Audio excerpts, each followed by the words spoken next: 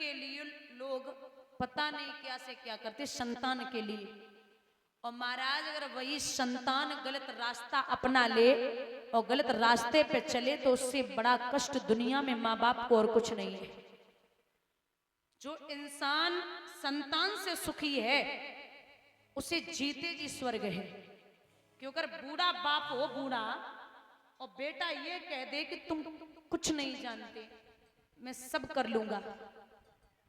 ऐसे बूढ़ा बाप हो और बेटा ये बोल दे कि आप बताइए पिताजी, आपके हिसाब से चलना है, आप क्या आदेश है आपका, तो बूढ़ा बाप भी जवान हो जाता है। और जवान बाप और बेटा ये बोल दे तुम कुछ नहीं जानते, मैं सब कर लूंगा, तो जवान बाप भी बूढ़ा हो जाता है। पिता चाहे छोटा काम करे चाहे बड़ा करे और बेटा बराबर का हो जाए तो उसका अधिकार बनता है कि बेटे के परामर्श से चले। और बेटा भी अगर पिता सुनते हैं तो आप भी बाप की आज्ञा से चलें। क्योंकि आपको बता दें दादा, माँ बाप, एक माँ जो होती है ना, कलयुग की बात है कि एक माँ 4 बेटों को पाल सकती है लेकिन 4 बेटे बड़े होकर एक माँ को नहीं पाल पाते। जब हम छोटे थे तो मैया का हाथ पकड़ के खींचते थे और कहते थे कि माँ मेरी है, माँ मेरी है, माँ मेरी है। और जब बड़े हो गए तो अलग अलग हो गए और धक्के मार के बोलते हैं कि माँ तेरी है, माँ तेरी है, माँ तेरी है। अब कोई नहीं रखना चाहता। और इतना याद रखिए, जितनी जरूरत आपको बचपन में माँ बाप की थी उतनी जरूरत बुढ़ापे पे आपकी माँ बाप को है। उतना ही सहारा माँ के लिए। तो विद्वान ने यहां लिखा है कि एक समय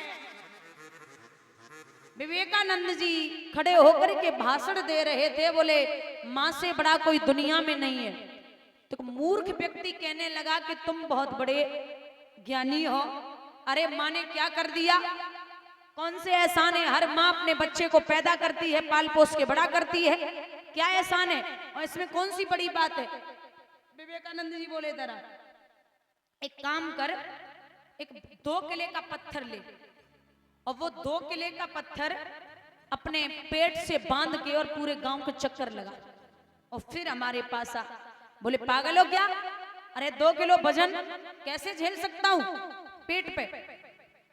तो जवाब दिया है कि ओरे मूर्ख, तुझे पता नहीं है कि तेरी माँ ने, तू 2 नहीं 3 4 किले का होगा, तेरी माँ ने तुझे 9 महीने पेट में पाला, न करवट ले पाती, न बैठ पाती, न चल पाती, न सही से बात कर पाती, न खा पाती। जब तू पेट में था तो कभी कभी तो जो माँ खाती वो भी उलट जाता। तुझे पता नहीं है कि बच्चे कैसे पैदा होते। अरे वो बाबरे, माँ बड़ी मुसीबत से बालकों को पालती है। अगर तू इधर गीला करता बिस्तर तो इधर लिटाती, इधर भी गीला करता तो पेट पे लिटाती, और तू कह रहा है कि माँ ने क्या बड़ा काम कर दिया। कहते हैं विद्वान की एक माँ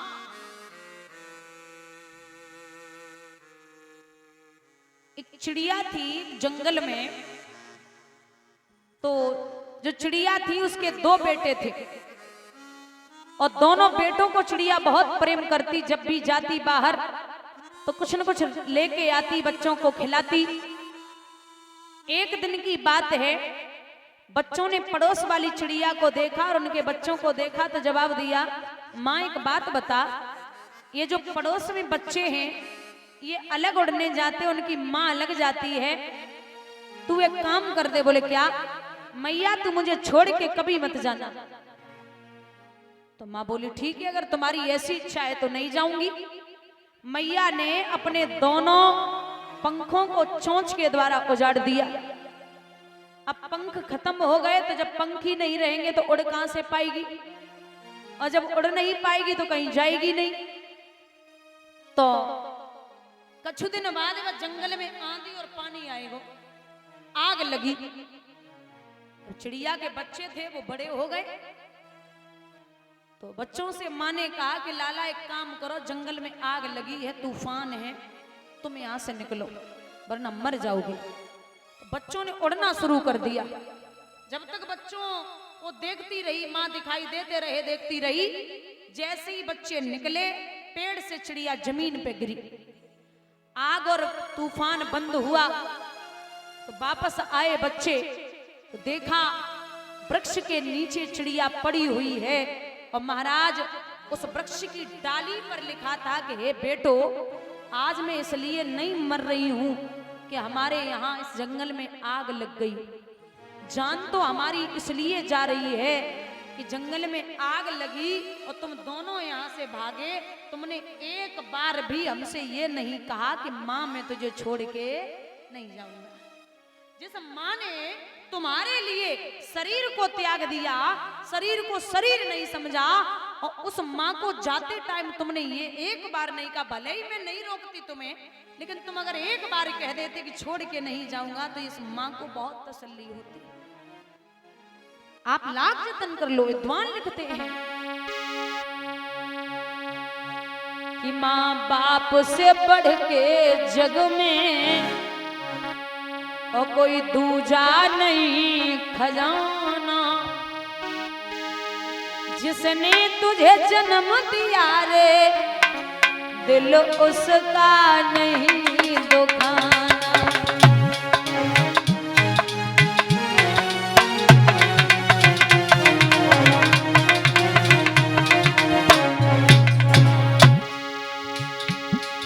पहले तो तेरी माँ ने 9 महीने पेट में ढोया।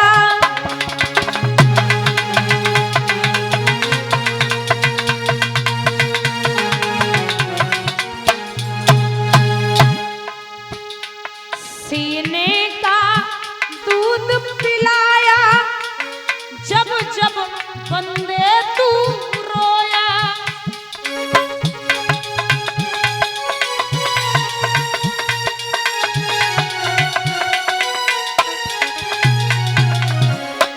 बड़ा कर्ज है तुझ पे माँ का, बड़ा कर्ज है तुझ पे माँ का। तू उसका कर्ज चुकाना। माँ बाप से बढ़ के जग में कोई दूजा नहीं खजाना।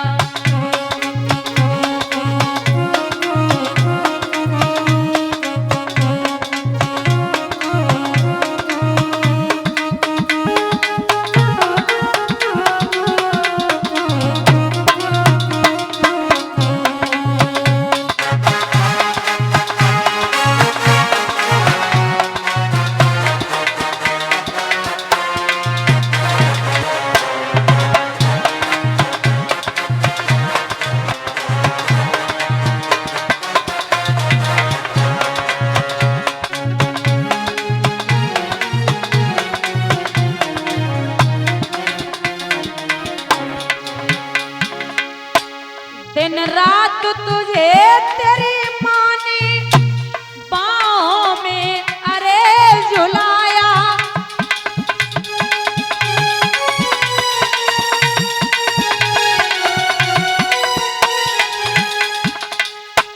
खुद गीले में माँ सोई, सूखे में तुझे सुलाया।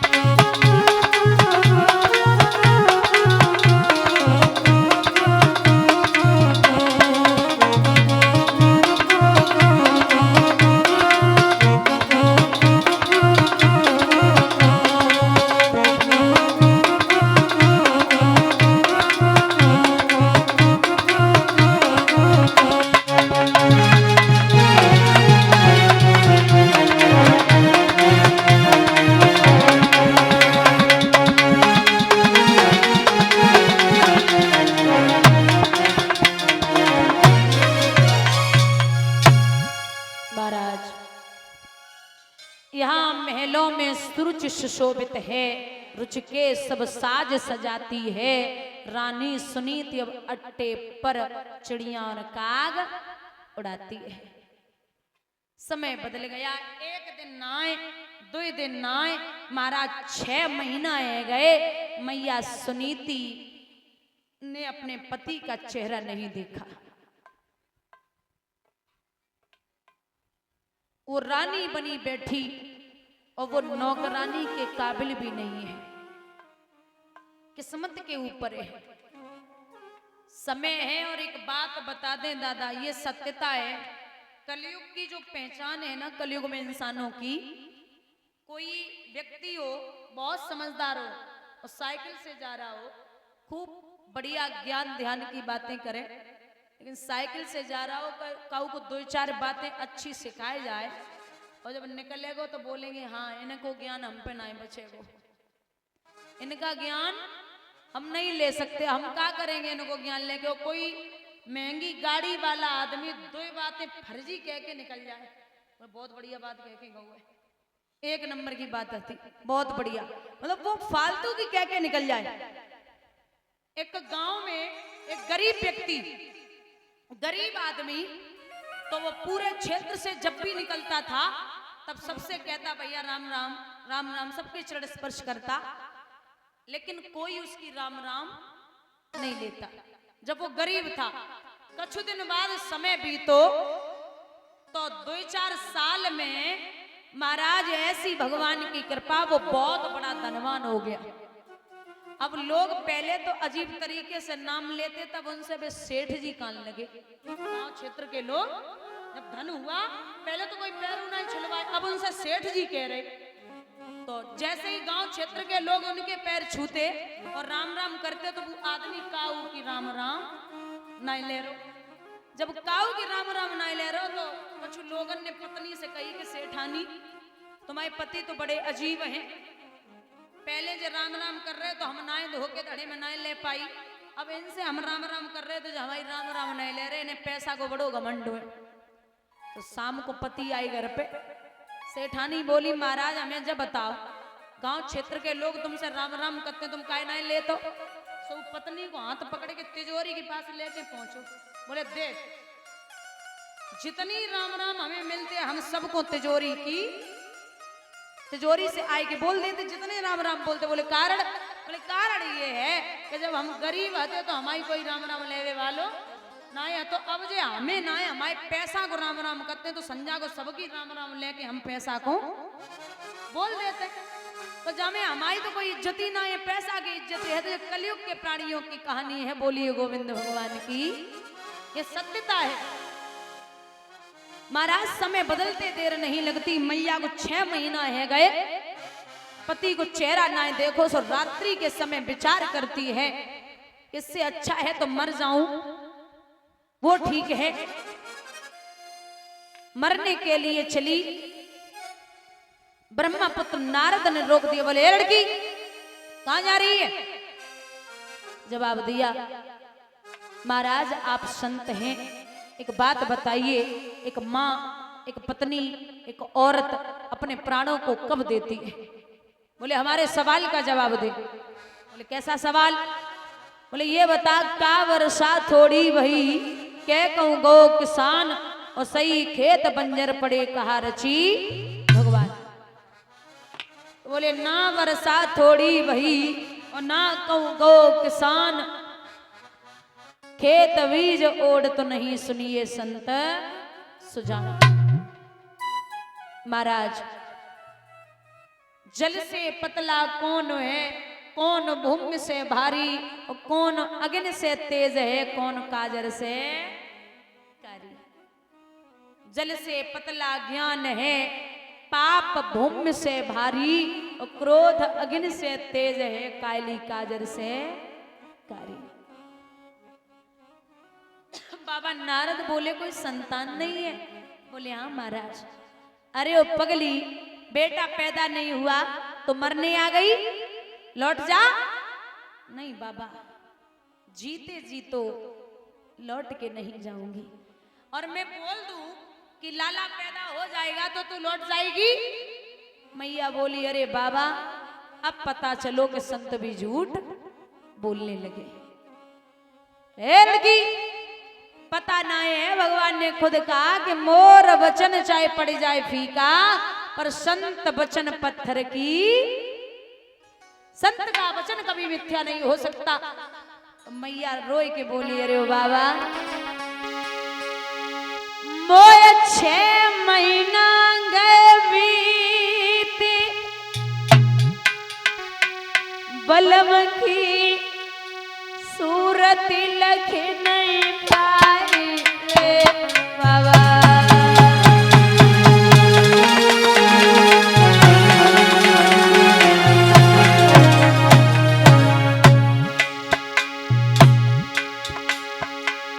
मोय 6 महीना गए बीत सजन की सूरत लख नहीं पाई रे और बिना पति के ओ बाबा मेरे पूत होना को नहीं रे।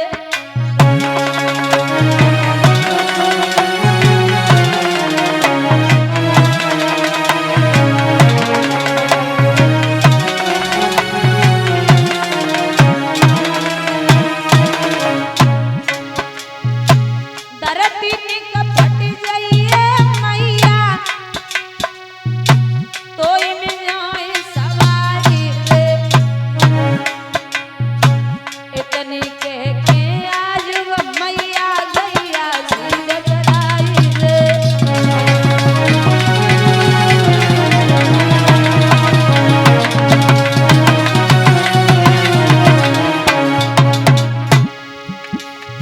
ए धरती निकपट जाइए मैया तो में जाए सवारी रे। इतनी कह के आज वो मैया गैया सी गजराई रे।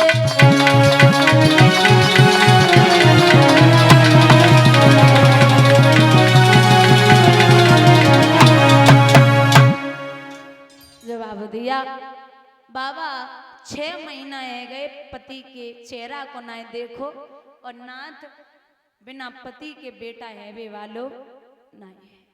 बाबा नारद बोले आज लौट जा और इतना समझ लेना कि अगर बेटा पैदा न हो तो ये कुआं कहीं नहीं चला जाएगा, इसी कुआं में आकर के गिर पड़ना, आज लौट जा। अच्छा संतो